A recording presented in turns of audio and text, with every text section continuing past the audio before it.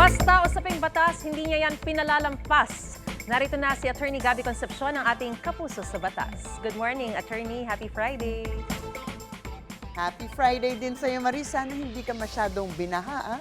Well, matindi talaga ang pinsalang idinulot ng bagyong Karina at Habagat. Nakita natin na bukod sa mga binahang bahay, napakaraming binahang mga sasakyan, tricycle at mga motor. Kahit mga bus, inabot na rin ng baha. Sabi ng iba, may insurance naman, okay lang yan.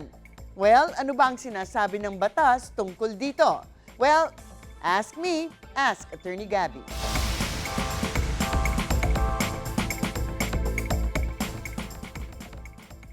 Attorney, basta po ba insured ang sasakyan o kaya motor, babayaran ng insurance ang damages? Pati yung mga nagkamaling lumusong sa baha. Nako, unfortunately, hindi porket may insurance kayo, covered na kayo sa lahat ng pagkakataon. Kasama na dyan ang paglubog ng kotse sa baha. Kailangan ay nagbayad kayo ng extra na premium para covered ng insurance ang mga ito. Ngayon, kung third-party liability lang ang meron kayo, ito yung required para makapagrehistro ng sasakyan, malamang wala dyan ang tinatawag natin na Acts of God coverage.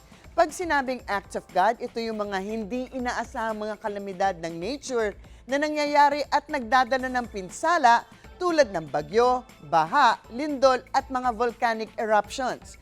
Actually, mula nung undo, ito ay naging malaking lesson para sa mga nagmay-ari ng kotse. Dahil akala nila ay covered nga ng insurance ang mga nalubog nilang kotse. Hindi naman nila akalain na mangyayari sa mga sasakyan nila yun.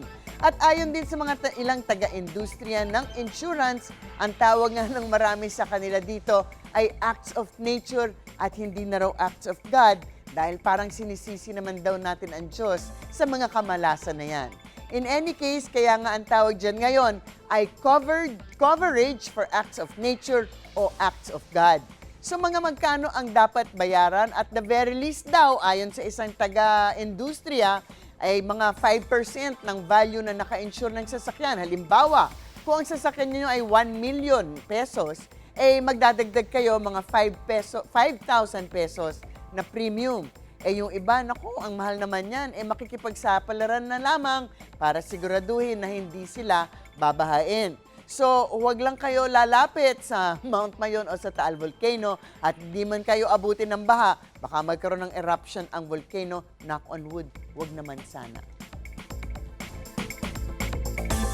May mga bus po na binaha at kinailangang i-rescue ang mga pasahero sa loob. Sagot rin po ba ng insurance sakaling may ma-ospital sa mga pasahero sa mga nabahang sasakyan? Well, ang general rule ay walang liabilidad ang kahit na sino kung ang damage ay dahil sa fortuitous event o act of God o act of nature nga na hindi inaasahan at nangyayari na lamang ng hindi natin alam. So kung kayo ay nakasakay sa isang bus at na-ospital dahil binaha ito, unless may makikita kayo na kapabayaan o pagkakamali sa parte ng bus driver, ay baka wala silang liabilidad at lahat kayo ay naging biktima ng bagyo at baha. Pero kahit nga fortuitous event yan o act of God o act of nature, kung may pagkukulang, nako, halimbawa yung sinabihan na, nako, wag lulusong sa tubig, ay lumusong pa rin, baka dapat ay may pananagutan siya at ang kanyang bossing na operator. Lalo na at sila ay pampublikong sasakyan at isang common carrier na may obligasyon na mag-exercise ng mas mataas na antas na pag-aalaga at paninigurado na walang mangyayaring masama sa mga pasahero niya.